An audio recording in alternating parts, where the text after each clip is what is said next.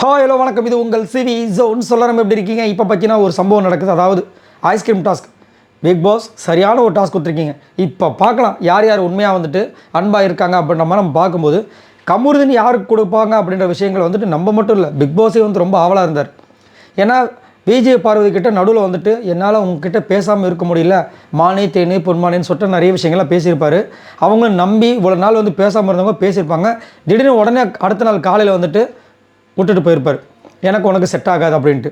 அதுக்கப்புறம் நடுவில் வந்து இது பண்ணியிருப்பார், நடுவில் விட்டு போயிருப்பார். சரி இன்றைக்கி என்ன தான் பண்ண போகிறான்னு ஃபஸ்ட்டு வந்து பார்த்திங்கன்னா அரோரா ஆரம்பித்தாங்க.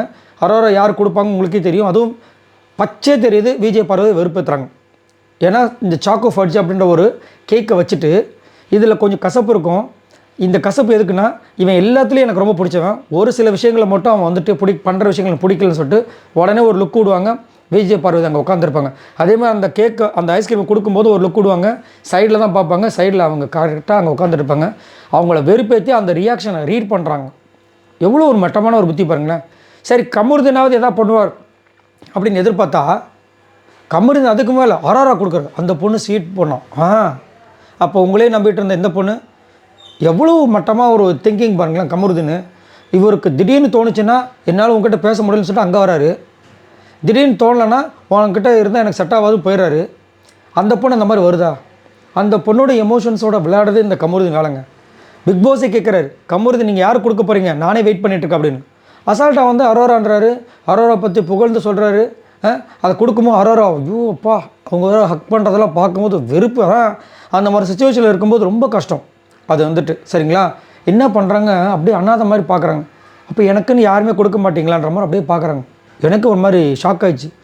ஏன்னா இந்த பொண்ணுக்கு இந்த மாதிரி ஒரு நிலமன் என்னென்ன இதில் அர்த்தம்னா, இந்த பொண்ணு தான் கரெக்டாக இந்த பிக் பாஸ் கேமை விளையாண்டுருக்குன்னு அர்த்தம். உங்களுக்கு நல்லா புரிஞ்சுக்கணும் நீங்கள்.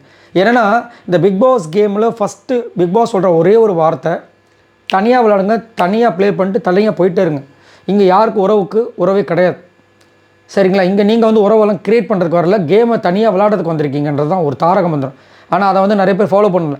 இப்போது இந்த பொண்ணு யாருமே இந்த பொண்ணு கொடுக்கலன்னா இந்த பொண்ணு எல்லாருக்கிட்டே பகைச்சிருக்கு. அப்போ அந்த பொண்ணு சிங்கிளாக விளாண்டுருக்குன்னு அர்த்தம். புரியுதுங்களா? கேமுக்காக தன்னை வச்சுருக்கு.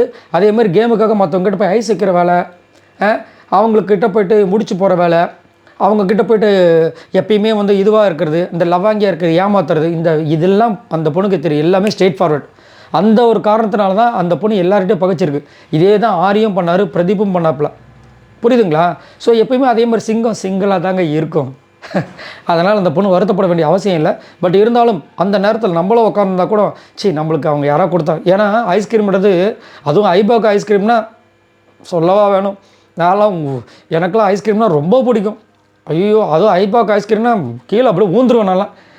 பட் என்ன பண்ணுறது, அது கொஞ்சம் வருத்தமான விஷயம் தான். ஆனால் அதை கமருதின் வந்துட்டு என்ன பண்ணியிருக்கணும்னா, நான் 2 பேர் கொடுக்கணும்னு ஆசைப்பட்றேன். ஆனால் இப்போ வந்து அப்படின்னு ஒரு வார்த்தை சொல்லியிருந்தால் கூட அந்த பொண்ணுக்கு வந்துட்டு கொஞ்சம் மன நிம்மதியாக இருந்திருக்கும். நான் என்ன சொல்கிறேன்னா, விஜய் பார்வதி நடுவில் ஒரு முடிவு எடுத்தாங்க பார்த்தீங்கன்னா, கமருதின் பக்கம் போகாமல் அப்படியே இருந்துடணும். இவர் கிட்ட வந்தால் கூட உனக்கு எனக்கு செட் ஆகுதுன்னு இவர் என்ன டைலாக் சொன்னாரோ அதை சொல்லி அப்படியே மூஞ்சில் அடிச்ச மாதிரி அமுச்சு விட்டு போயிட்டே இருக்கணும். இந்த பொண்ணோட பாதையை பார்த்துட்டு கம்முன்னு போயிட்டே இருந்துச்சுன்னா அடுத்தது இந்த மாதிரி ஐஸ் கப்புலாம் வாங்க வேண்டிய அவசியம் இருக்காது. ஸ்ட்ரெயிட்டாக கப்பை வாங்கிட்டு போயிடலாம். சரி, இதை பற்றி உங்களோட கருத்துக்களை சொல்லுங்கள். அந்த நிலைமை யாருக்கும் வரக்கூடாது. பட் சரி, ஓகே, உங்களோட கருத்துக்களை சொல்லுங்கள். மறக்காம நம்மளோட சேனலை சப்ஸ்கிரைப் பண்ணிட்டு சப்போர்ட் பண்ணுங்கள். பாய் நண்பர்கள்.